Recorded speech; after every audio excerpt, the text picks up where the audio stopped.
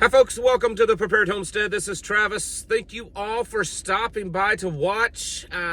Got some weather rolling in tomorrow. And basically from Wednesday on through about Saturday, everyone from Oklahoma and Kansas all the way through Missouri, Arkansas, Tennessee, Mississippi, Louisiana, Alabama, Kentucky, everybody's looking at some potential for very severe weather. There's a weather front moving in that's going to start drawing moisture up out of the Gulf. Wednesday looks to be a day, Wednesday, probably Thursday, are really strong days for severe weather. Tornadoes, hail, high winds, and then from there on, lots and lots of rain. There's places south of here that they're predicting over a foot of rain over a 2, maybe 3 day period. So on top of the potential for tornadoes and hail, it looks like some severe flooding is quite possible. So get ready. If you live in any of those areas, pay attention, be watching. There's over the last year or so, there's been quite a bit. I mean, there is always severe weather, but this last year or so, man, it's been getting crazy. So don't just ignore this. I mean, it may not end up being as bad as they predict, which is oftentimes the case, but it doesn't hurt to get ready for it, because if it is as bad as they predict, it could be really bad for some people, and you may be some of those people. So don't just sit around and ignore it. In matters of all the craziness in the world going on, Europe is building its militaries. Over the last several weeks, there's been several, Germany, France, a few other people that have announced that they're increasing their military spending. They're increasing the size of their military. Dutch military is planning on doubling the size of their military over the next few years. This kind of stuff doesn't happen when there's nothing going on, folks. Almost every nation on the planet has been building its militaries, especially any of them that could possibly be involved in all the craziness going on. Russia also said the same thing. They think they're calling up another 160 or 180,000 troops. They have been bombarding Ukraine, drone strikes. There's been potentially, the way it's looking, I mean, the accuracy of numbers is one thing, but it looks like that they've probably sent more attack drones into Ukraine since the start of this year than all the other times combined, in regards to Ukraine and Russia. So things are definitely heating up. This idea that it's we're going into a time of peace, don't buy that. Of course, relations and tensions between the United States and Iran is continually escalating. They're now threatening to bomb Diego Garcia, which is the military base out there in the Indian Ocean that right now has about 7 B-2 Spirit stealth bombers. And, it's back and forth threats. Trump says that they need to back down and come to the table and talk about peace, or there'll be a disastrous end for them. And he actually said yesterday that in 2 days, the world will see what happens. So does that mean we're 2 days away from some type of strike? And Iran says that they're strongly considering doing a preemptive strike. So if they truly believe the United States is going to strike them in 2 days, maybe they'll do something beforehand. Maybe the threat of a 2-day strike in 2 days is to try to push Iran to make the first strike. Who knows? But tensions are still growing there. So that's happening. China and Taiwan, I've been kind of mentioning them, even though there's not been a whole lot in the news about them. And then last night it all kind of erupted again. China's got a bunch of ships and planes circling Taiwan. They say it's for just exercises and for, protection and upholding the law. But Taiwan is getting quite nervous, and they're calling up their military, and they're activating Air Force and other things, because they believe that this may be the big one, even though this happens every few months. So things around the world are certainly not getting any better. One thing that's gotten better, for those of you that hold gold, yesterday gold shot up to $31.75 an ounce. $31.75 an ounce. It's just every day. It's like there's nothing holding it back. Now that 31.75 an ounce, that is in relation to the US dollar, because gold never changes value. Now, I've talked about this before, and I'm sure many of you heard that. You know, if you had a 1 ounce gold piece 2,000 years ago, you could buy pretty much a nice suit, right? You could buy everything a man would need to have a real nice business attire, suit, shoes, belt, all that kind of stuff. Back then, it wasn't a suit, it was a cloak and all that kind of stuff.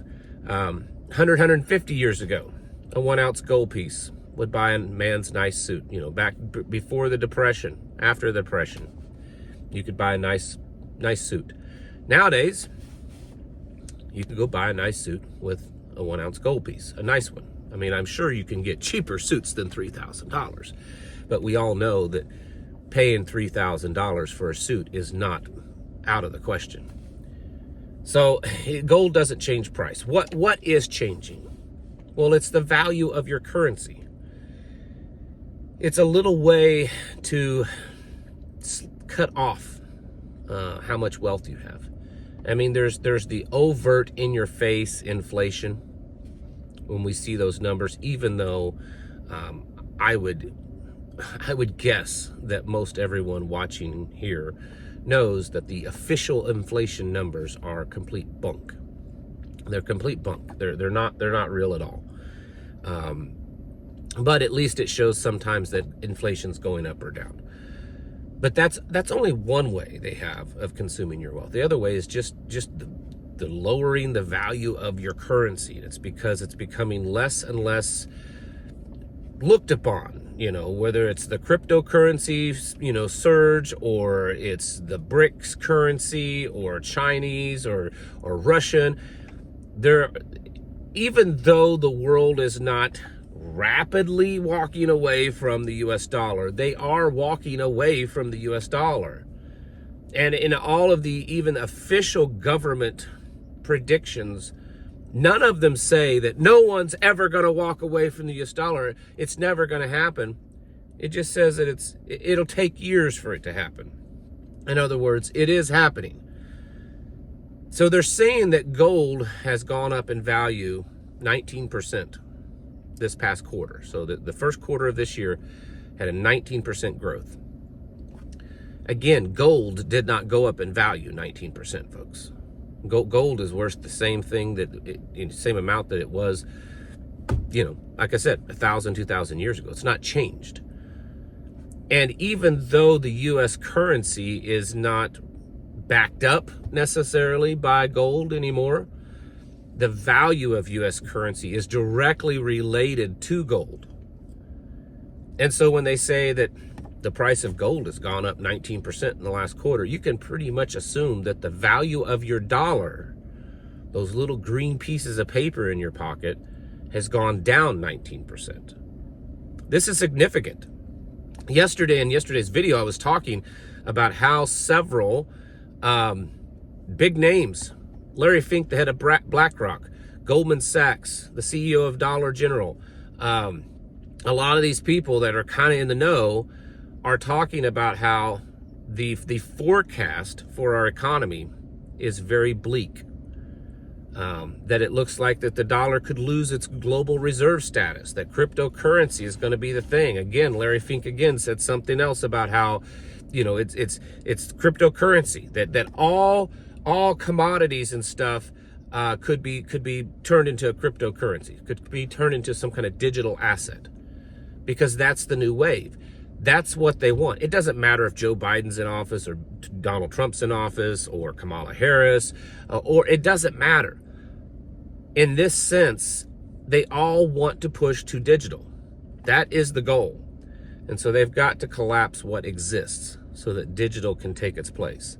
Because no one's going to really fully embrace digital as long as there's something alternative that's kind of sort of physical. And so that's what we're watching. We're watching our currency, we're watching the economy go into a nosedive. And even within the Trump administration, and Donald Trump himself has made statements that the recession is most likely going to happen, that things are going to get hard, all of this. And that's why there has been this surge of buying gold. That's why we're seeing the value of gold go up, because the dollar's going down and all the wealthy people see it, because the average person can't really afford to buy a whole lot of gold. I mean, you know, you might be able to buy an ounce or two, maybe. Most people buy it by the gram.